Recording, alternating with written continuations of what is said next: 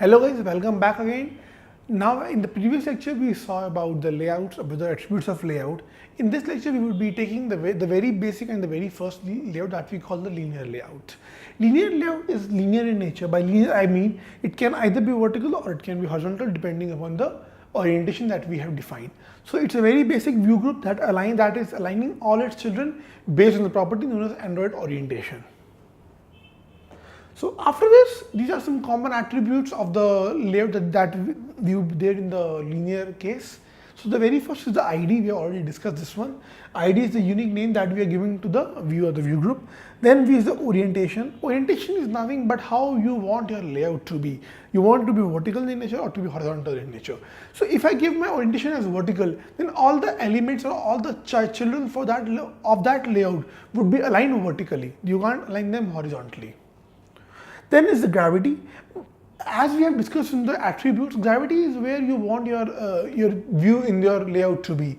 Like we can give some different values like top, bottom, left, right, center, vertical, center, horizontal. By this we can align, like if I want my layout to be on the top left corner, so I will choose top and left. It will be aligned to the top left corner. If I want center horizontal, then it will be in the center horizontal.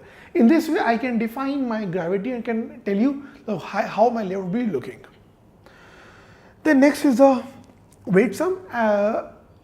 This property is basically for linear layout only. In this one, like all the children or all the child of the layout are given some weight, and they would be assigned their width or height based on that particular weight, and sum of the weight of all the children present in that layout would give the weight sum for the linear layout.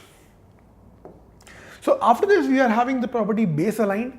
Like if you can recall, like whenever we are working and if we are having a layout like say text, these are some baselines are some invisible lines that we have that are made up in our writing or in our computer. Now it is saying that how you want your text to be.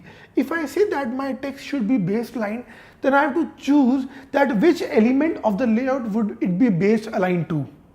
And baseline aligned, if it's true, then it will be searching, otherwise we can skip this one. So after this is the divider, the Android divider. It is the property in which we can have vertical divider between buttons. Like if we are having two buttons, how do we want to divide them? It is generally vertical in nature. So this was all about these properties. Now we would be having a practical session in which I will be taking you through all the properties for this particular layout. Now let's see how we can add this layout in the next slide. So you have to open up your Android Studio, create a new application, name that application, and you would be getting